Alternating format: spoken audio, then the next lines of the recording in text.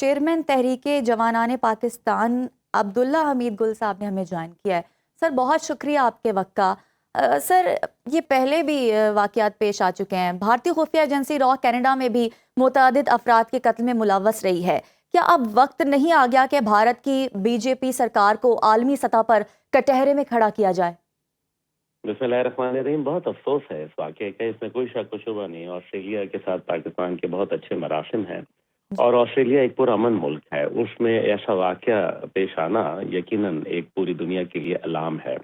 لیکن پوری دنیا کو الارم اس بات پہ ہونا چاہیے کہ یہ ایک مسلمان نے جا کے اپنی جان پر کھیل کے بچایا۔ اس نے نہ یہ دیکھا کہ یہ کون سا مذہب ہے، آگے کون آدمی ہے، اس نے انسان کی جان بچائی، تو پہلے تو ان کو خراج تحسین۔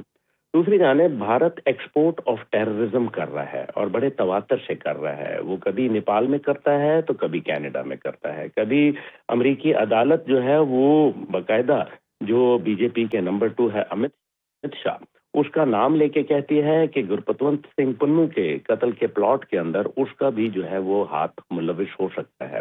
تو کبھی جو ہے آپ کو جو ہے وہ مالدیپ اور سری لنکا کے اندر بھارت کے لوگ نظر آتے ہیں، کبھی پاکستان میں حملہ آور ہوتے ہیں جس کا خود جو اقرار ہے وہ کوئی اور نہیں بلکہ راج ناتھ سنگھ جو ہے وہ کرتا ہے اور کہتا ہے کہ ہم نے 12 لوگوں کو ٹارگٹ کل کرایا پاکستان میں۔ دوسری جانب جو ہے وہ اب اس معاملے کو دیکھیں تو ہمیں بالکل یہ بھارت کا ایک کلیئر کیس ہے جس کو کہتے ہیں نا اوپن اینڈ شٹ کیس ہے یہ کہ بھارت جو ہے ٹیررزم میں ملوث ہے، وہ دہشت گردی کو پروان چڑھا رہا ہے اور افغانستان میں ٹھکانے جو ہیں بنا کے بیٹھا ہوا ہے، اور جو 24 دہشت گرد تنظیمیں افغانستان میں پنپ رہی ہیں یونائٹڈ نیشن کی رپورٹ کے مطابق، ان کے پیچھے بھارت کا پیسہ اور بھارت کی جو اسٹریٹجی ہے وہ چل رہی ہے۔ اب ایک بات تو یہ یہاں ختم ہو گئی، لیکن اس میں ایک پہلو اور ہے۔ آپ دیکھ لیجئے کہ دنیا کے اندر جس طریقے سے یہودیوں کو اور بھارتیوں کو ہزیمت اٹھانا پڑی اور اب جو افغانیوں کا نام اونچا ہو رہا ہے، کبھی امریکہ کے اندر قتل عام میں ملوث ہیں، کبھی امریکہ کے خلاف جو ہے سازشیں کر رہے ہیں، کبھی پاکستان میں کرتے ہیں، اور جس طریقے سے غزہ کی صورتحال کے بعد جس طریقے سے یہودیوں کا نام بدنام ہوا اور عالمی عدالت نے جو ہے وہ دہشت گرد قرار دیا بنجامن نیتن یاہو کو، اب یہ ایک مشترکہ پلاٹ تھا، ایک ایسا پلاٹ تھا جس کی کہانی جو ہے وہ اسرائیل میں لکھی گئی، جس کا عملی جو خاکہ تھا وہ بھارت میں تیار ہوا، اور جس کا سوشل میڈیا کا جو تانے بانے تھے وہ افغانستان سے جا ملے۔ اب آپ اس کو دیکھیں ذرا کہ اس کو کڑی سے کڑی ملائیں۔ سب سے پہلے یروشلم پوسٹ جو کہ ایک باقاعدہ اسرائیل کے گورنمنٹ کا اخبار ہے اور وہ خبر دیتا ہے، اس کے بعد ایک ہی خبر ایک ہی وقت میں بیک وقت افغانستان، انڈیا اور اسرائیل سے چلنا شروع ہو جاتی ہے، اور اس کے بعد جو ہے وہ پاکستان کے اوپر ڈالا جاتا ہے۔ لیکن ہمیشہ کی طرح بھارت جو ہے وہ کیونکہ ایک بھونڈی چال چلنے کا طریقہ کار، آپ دیکھیں چھتیس پورہ گاؤں کا آپ واقعہ دیکھ لیں یا پھر آپ جو ہے وہ دیکھ لیں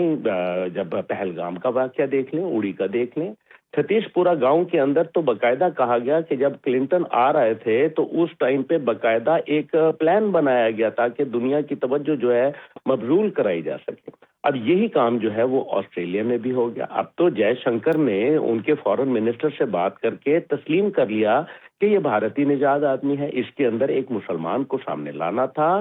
بولٹ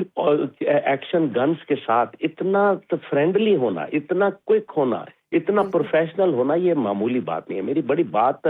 سعدیہ صاحبہ یہ سدرا صاحبہ بڑی اہم ہے۔ دیکھیں ابھی آپ گروک چیک کر لیں، آپ کو پتہ چلے گا کہ گردن اور سر کے اوپر گولی مارنے والا کون ہے، تو آپ کو پتہ چلے گا گروک سے جب آپ پوچھیں گے کہ کون مہارت رکھتا ہے تو پتہ چلے گا کہ IDF اسرائیلی ڈیفنس فورسز